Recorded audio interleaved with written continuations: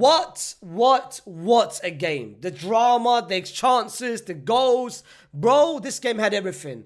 And I can't lie, yeah, I was one of those people that thought this game is going to be a 6-7-0.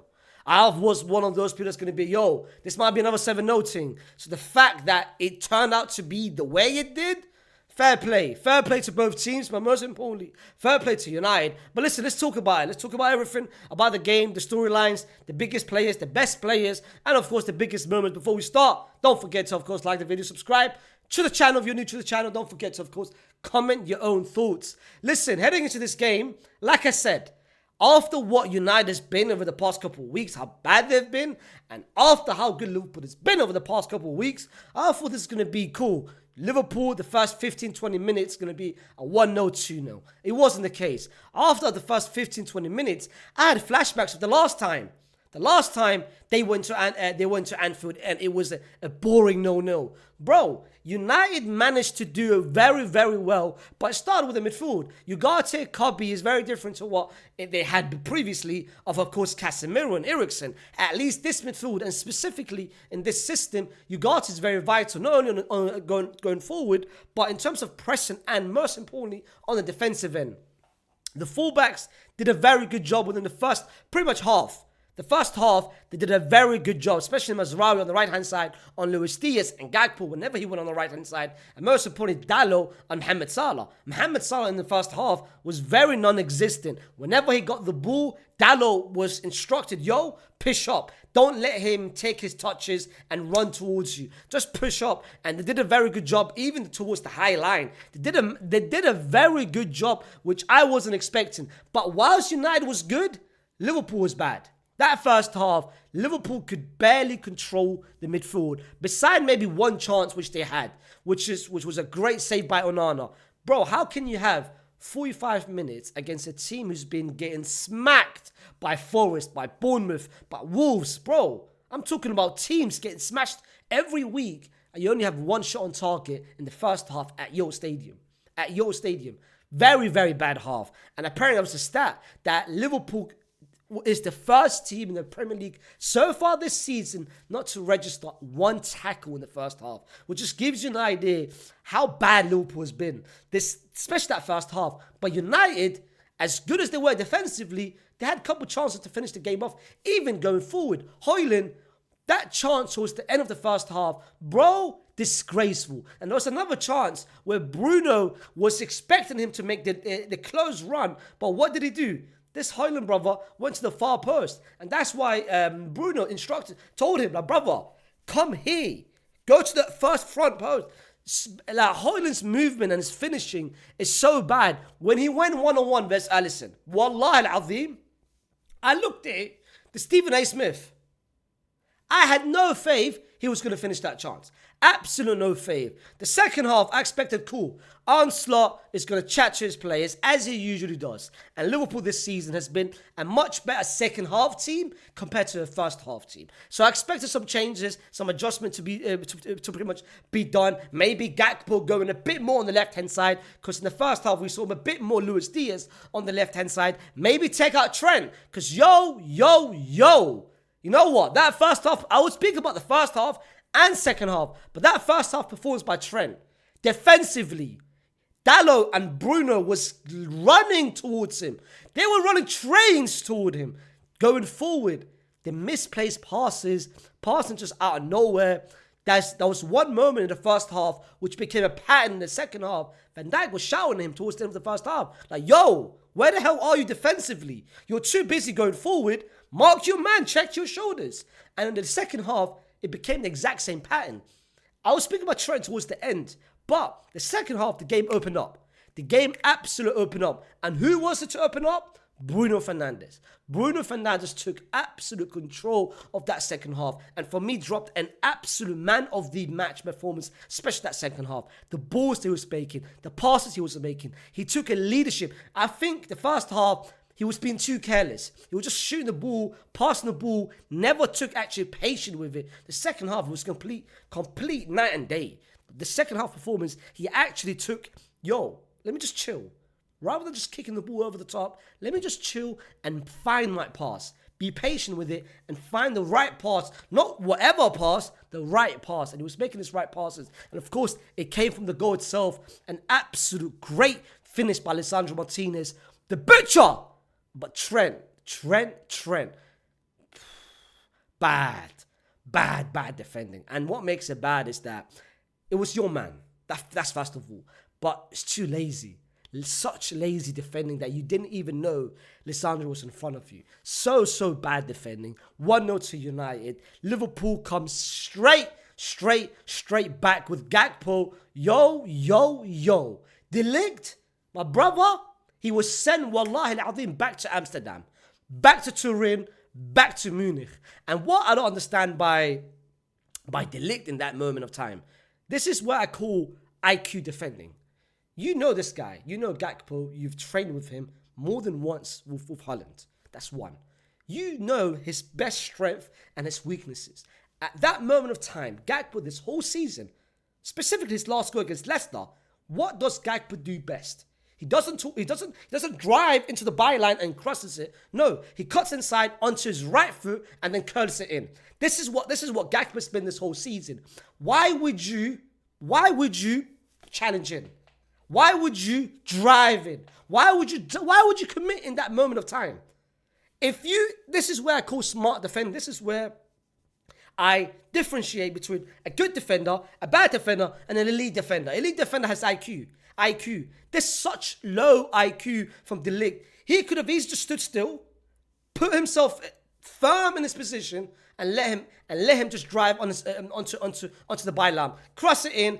That cross would have been intercepted because Salah and Diaz wasn't even there. Salah was nowhere inside the box. So that would have been an IQ defending. Why would you commit? Get yourself out of the pitch. My brother, he was diving. And then Gakpo, an easy cut in and then finishes it in. So poor defending. And then the second, to be fair, the second is a bit harsh. Yes, it's a penalty in terms of the rules of the game. It's a bit harsh. But Diaz, why the hell... Sorry, not Diaz. De Ligt, why the hell is your hands in there? And United fans got so happy when they signed him. And even tweeted out, my brother, that's the reason why Turin, Juve was happy to offload him. And Bayern was happy to offload him. My brother, you just signed someone who you think is De Ligt from 2019. He's such a reckless... He's not my kind of defender. I don't rate him at all. But then... 2-1, and I thought Liverpool from there, the floodgate open. I thought they would get a third and a fourth from there, just finish the game up. But the fact that United managed to take control, said, you know what, there's nothing to lose, absolutely nothing to leave. He brought Garnacho on, and Garnacho, as you guys know him, when he starts and when he comes off the bench, is two different players. Comes off the bench, great pass by Bruno once again to lead to that goal. And of course, first of all, Trent was nowhere to be seen. Trent, that's three mistakes in that goal from Liverpool's standpoint. First of all, Trent. This is your man. Where the hell are you? Cool. Konate covered for you. So Trent holds one of the responsibility. The second responsibility is Konate. Konate, I felt like, was very arrogant, was very lazy. He allowed Garnacho to drive at him, and Konate was just nonchalant man marking, just making sure he doesn't hit his arm, just driving. Because I think Konate knew, all right, this brother ain't going to be driving past me. I'm stronger than him. I'm faster than him. That's his first mindset. So let him do that. Secondly, he doesn't have the output. He doesn't have the crossing ability because he's using his left foot and not his right foot. So that was just arrogant defending. He allowed Garnacho to basically look up while he's driving with no pressure on him. Garnacho managed to find a good pass, to be fair. Great cross. Robertson, once again, every game, there must be a mistake from Robertson. And every game, I tell you how much of a liability he is. Diallo managed to go, great finish by Diallo, 2-2. And then towards the end, Liverpool had the chances. They had two chances. Van Dijk with a header. To be fair, he should have allowed it. He should have left it in. And Salah had a chance. But the best chance of them all came towards the end of the game. And by the way, at that point, it was going, bro... Action filled, chant. Wallah, it was, this is Barclays Premier League. And towards the end, Bruno finds Zerchi finds Maguire. Wallah, I just caught the ball. Two things. I've seen people go on Maguire. Yes, for me, is it 25-75 blame here. 25% of the blame is Maguire. Because my brother, you're a professional footballer. You should be finishing that regardless. I don't care if it hit your shin, your knee, your shoulder, your hand, your head. I don't care. You should be finishing that regardless. But at the same time, I look at Zerchi for two things. First of all, the pass that you're making is such a stupid pass. Keep it on the floor. Why the hell is it bouncing and jumping over, Ak? Keep it on the floor, which makes it easier for your teammate to finish it. That's one. Secondly speaking, you're in a position to shoot yourself. Last game, you got embarrassed. My brother, you got disgraced last game. You got taken out in the first half, before the first half ended. Everyone thought it was over. So what you could have done, this is where mentality comes in, confidence comes in. If you're a bad man striker, if you play the game with no fear, if you play the game with absolute confidence, in that position, in that moment of time, you would have said to yourself, yo, I don't care who's next to me. I don't care if this is a 4v1, a 10v1. If there's no goalkeeper, I'm shooting myself. I'm zoned in to finish it off. You should not be putting yourself in a position pass first. You shouldn't be passing. This is where I say to Zerchi, my brother, you're never going to make it. This is what I call a backup striker, a guy with low confidence. If you had shot that and missed, I would have respected and said, you know what, Fairs, he tried it. He doesn't care. The fact that you didn't even attempt to pass and you make a worse pass. Sorry, you didn't even attempt to shoot and you make a worse pass. Wallah, get the hell out of my screen. Get the hell out of my screen, Mo. Man says Zerchi, ass chi, trash chi. Wallah, horror. I hate those kind of strikers. I hate those kind of strikers in those positions. Shoot. Especially in your context. Context matters. If you're on 2 goals, 3 goals, you don't care. It's 2-2. You've been scoring goals for fun. Pass it. I hear it. Pass it. Look what happened last game. This was a perfect bounce back game. A statement for you. Like, yo, I'm here. So bad. For me, I'm going to talk about the best 3 players. Best 3 players for me. First of all, it starts with United. Bruno Fernandes, El Capitan. Shout out to you. I have been somewhat of a criticism towards you of the past, especially this season. I haven't been too impressed. But this performance that he dropped today showcases not only leadership, showcases ability. And he does have ability. I've never questioned his ability. No one, others have, of course, they've been too harsh. I've never questioned his ability because I've always said he's got ability. He's never really showed it at the right time. Leadership, getting sent off 3 times this season. But this performance, I loved it, especially towards the end. There was a 93rd minute at his own box. He passed it to Garnacho. Garnacho, it hit the defender. So it was going for a throw-in, but Garnacho tried to take it. Bruno was shouting at him, yo, keep it, leave it in, just to buy some more time. Just keep the momentum on our side. Great leadership skills from him from this game. The second person goes back to Liverpool, Virgil van Dijk. This is what I call a captain performance himself. Similar to a back-to-back captain performance. He was the best defender of them all. Konate was very sloppy. I would talk about Trent, trust me. Robertson was sloppy. Alisson had his moments. But Van Dijk showcased great leadership, great defending, especially in that first half and second half. But last, for me, to be fair, Bruno to me was the best player, wallah. But I'm going to give it to this guy because he deserves his credit, and that's Ugarte. Ugarte, proper midfielding performance today. Whilst he had the ball, he was elite. Off the ball was even better.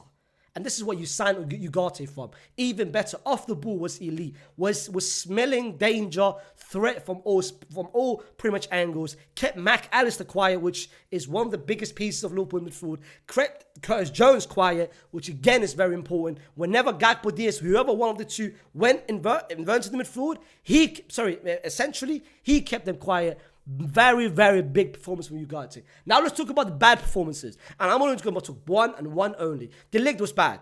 By the way, Euro when he came on. Oh, you should have come to us, fam. You should have come to us. Haywan, Euro. Anyway, Trent. As a lifelong Liverpool fan, and I've been a Liverpool fan for 24 years, sorry. I don't know why I made myself older, fam. 23 years. I've never seen a bad performance from any player. Again, I support this club. We all support this club. You never walk alone. You never drive alone. You never run alone. You never walk alone, fam. no person is bigger than this club. Trent's head is clearly not here. And I don't care about it. This is now starting to piss me off. The bad performances. Where is he today defensively? The passes he was making. No awareness, no positioning defensively. I don't care if I'm the only one. I want him out. I want him out of this team. Because I can't stand him now. He clearly wants to go. Let him go. Get a fee from him. Let him go. 10 million, 20 million? I don't care. Let him go. We deserve better. No, my brother, the badge. Have you seen the players that's paid for this club? Steven Gerrard. Ian Rush. Ken Dalglish. Ian Fowler, fam. And the greats of the greats. Who the hell do you think you are? Walking around. Get him out. Get him out of my club. Madrid, take him. Take him, Madrid. But let me know what you guys think of the game. I've given my opinion, by the way. Trent, bad. But you can clearly see, yeah, his head is not in. His head is clearly out, bro. His head, he's just seeing a bad B and he can't even think. He couldn't even stop thinking of her. Like, you can clearly see it, Ram. Like, his head has been... Oh, shit. Oh, damn. Woo! Yeah, his head is turned. But let me know what you guys think of the game. Don't forget to, of course, like the video. Subscribe. Yesterday, I thought the title was done. Now, Arsenal, you might have a small chance.